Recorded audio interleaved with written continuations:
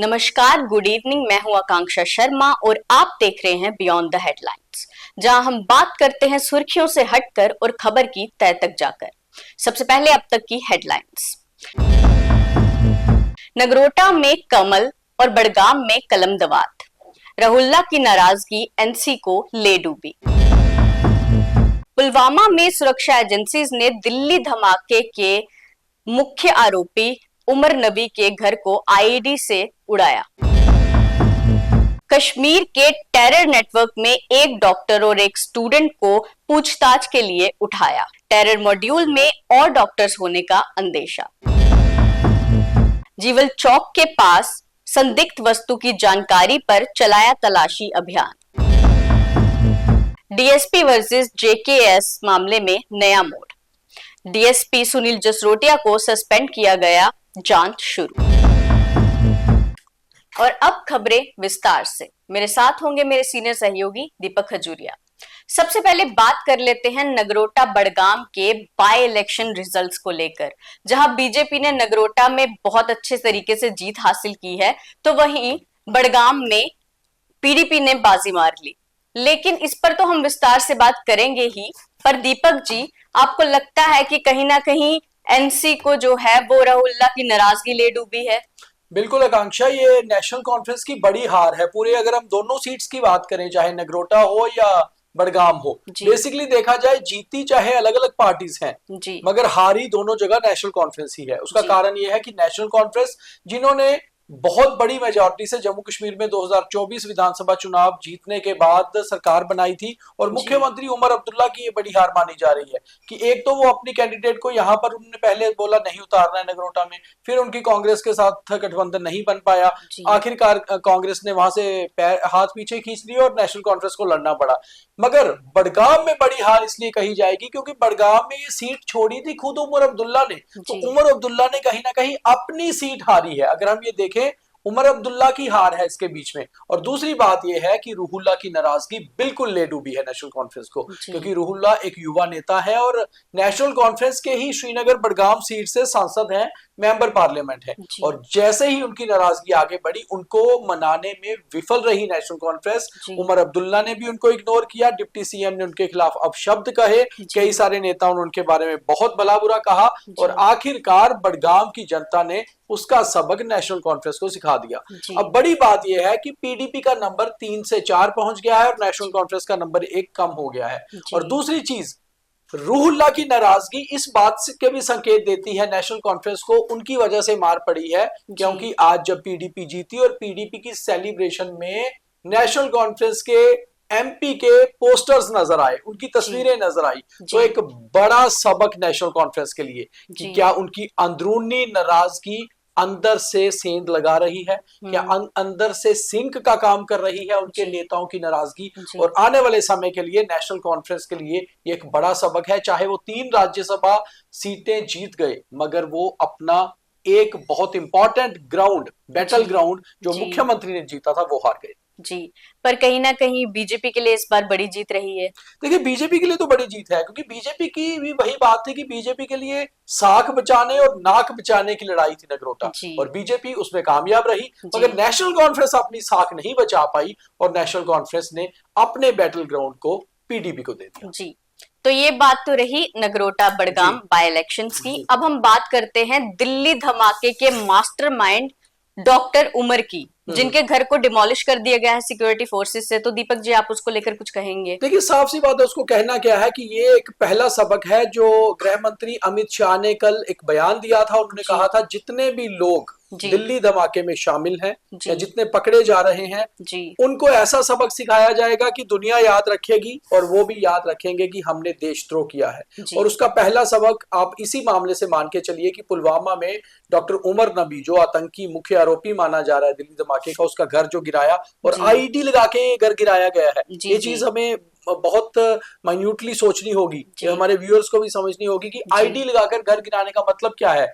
आप उन आतंकियों को यह संदेश दे रहे हो कि जिस आईडी से आप दूसरों को मारने के लिए प्लानिंग कर रहे हो, वही आईडी आपके आशियानों को भी गिराएगी। हालांकि ये कॉन्स्टिट्यूशन के हिसाब से भारत कभी ऐसा नहीं करता है। उसके परिवार के लोगों को पहले गिरफ्तार किया गया था, वरना ये लोग तो आईडी लगा के लोगों को मारने का काम करते हैं, मगर इनके घर गिराने जरूरी है। और एक और बड़ी मैं इसमें जानकारी दे दूं कि नेशनल कॉन्फ्रेंस के ही सांसद रूहुल्ला, जिनकी हम अभी बात कर रहे थे चुनावों को लेकर, उनका एक ट्वीट आया है इस बयान को लेकर। उन्होंने कहा कि ऐसे किसी का घर गिराना सही नहीं है। तो रूहुल्ला अगर उस तरह से सोच रहे हैं तो उनको ये भी समझना चाहिए कि ऐसे किसी के घरों को उजाड़ना भी सही नहीं है।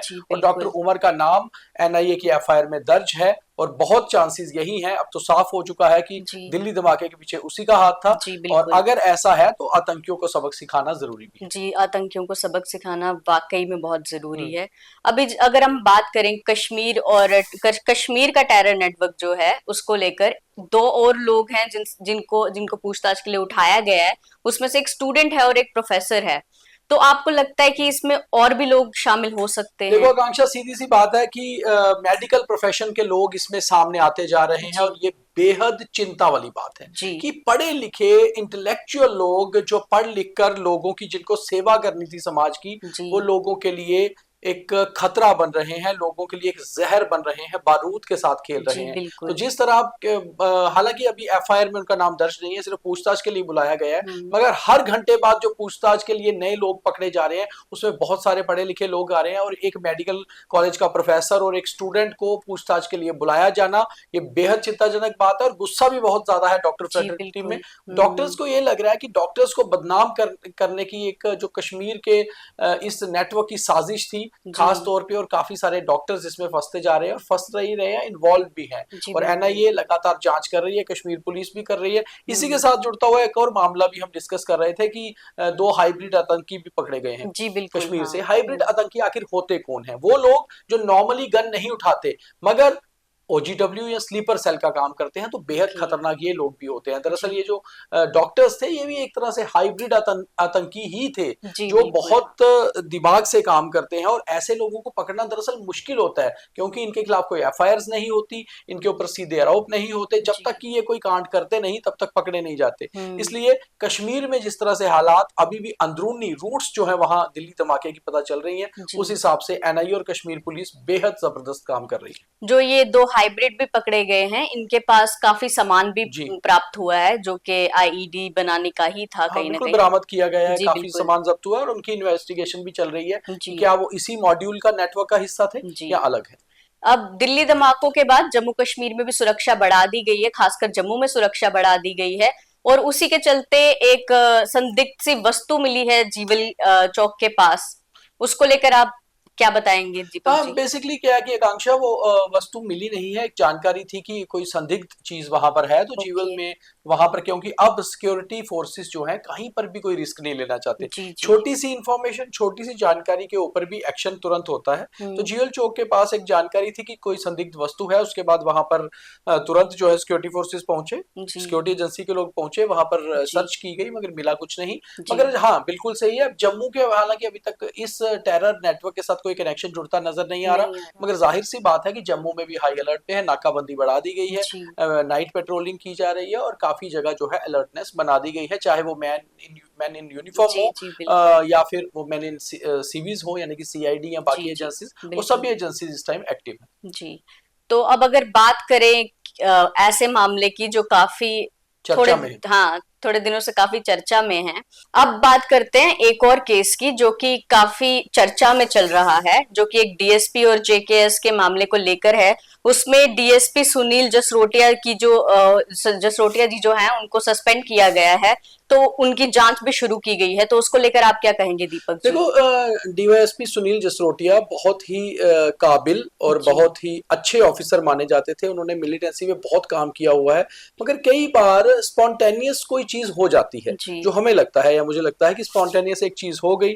मगर उस पर कोई कैसे रिएक्ट कर जाता है या कैसे कुछ हो जाता है, वो स्पॉन्टेनियस चीज होती है और उसकी जांच होना जरूरी है। और जाहिर सी बात है कि केएस ऑफिसर्स का काफी प्रेशर था और इसमें एडमिनिस्ट्रेशन का भी रोल रहा है। तो आज by the order of lieutenant governor, क्योंकि होम उनके पास है, उनको सस्पेंड कर दिया गया है, मगर सस्पेंड करके फिलहाल पीएचक्यू के साथ वो अटैच रहेंगे और ये 90 दिन की सस्पेंशन होती है, 3 महीने की। इसके बीच में इन्वेस्टिगेशन होगी, अगर वो दोषी नहीं पाए गए तो उसके बाद वो वापस बहाल हो जाएंगे। और कई बार ऐसे मामलों में इंटर डिपार्टमेंटल इंक्वायरीज भी होती हैं। अभी तक किस लेवल की इंक्वायरी इसमें ऑर्डर की गई है उस पर साफ नहीं है, मगर हाँ उन्हें सस्पेंड किया गया है और उसके बाद इन्वेस्टिगेशन जो भी साफ आएगा वो हो जाएगा। इसमें एक और चीज रहती है कि सुनील जसरोटिया अपना पक्ष भी रख पाएंगे कि आखिर जो स्पॉन्टेनियस उन्होंने एक्शन लिया क्यों लिया, क्या सिचुएशन थी, तो उनकी भी बात सुनी जानी जरूरी है। हमने पहले भी बहुत सारे शो इस पे किए हैं कि इस बात को धर्म से नहीं जोड़ा जाए। एक दो ऑफिसर्स के बीच में हुई एक ऐसी चीज है जो स्पॉन्टेनियस रिएक्शंस के कारण हुई है। अब उसमें गलती किसकी थी और उसके बैकग्राउंड में जाना बड़ा जरूरी है। कोई भी पुलिस ऑफिसर उठ के किसी पर भी ऐसे हाथ नहीं उठा देता। क्या कारण था उसके ऊपर भी जांच होगी तो कोई बात नहीं, मतलब मुझे लगता है दोनों ऑफिसर्स की बात सुनी जाएगी, जो भी सामने आएगा मुझे लगता है वो ठीक ही होगा। जी बिल्कुल। तो ये थी अब तक की खबरें और अब आज का थॉट ऑफ द डे। और अब थॉट ऑफ द डे, छोटी छोटी कोशिशें ही जिंदगी में बड़ा बदलाव लाती हैं, तो इसीलिए रोज थोड़ा थोड़ा आगे बढ़िए, क्योंकि ये छोटे छोटे कदम ही आपको आपकी मंजिल तक पहुंचाएंगे। तो ये था थॉट ऑफ द डे और आज का BTH। बाकी खबरों के लिए देखते रहें न्यूज़ रूम 24 आवाज। जय हिंद।